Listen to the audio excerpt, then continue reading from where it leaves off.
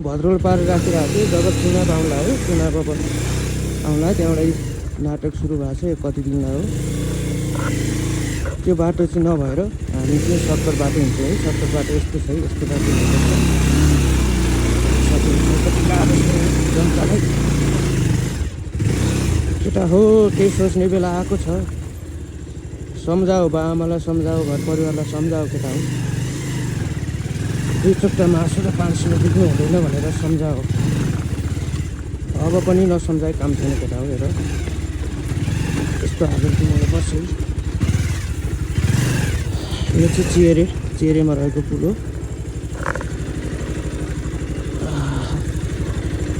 गाह्रो छ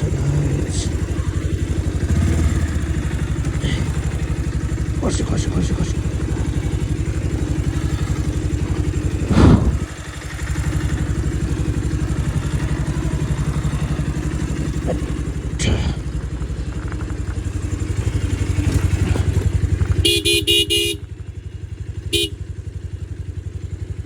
चटक सुरु भएको छ कति दिन हो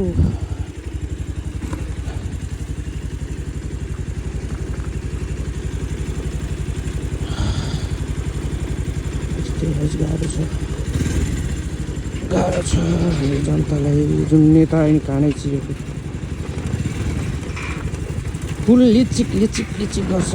पहिलोचोटि दोस्रोचोटि हिँड्ने मान्छे त साथै जान्छ हो इन्द्रावती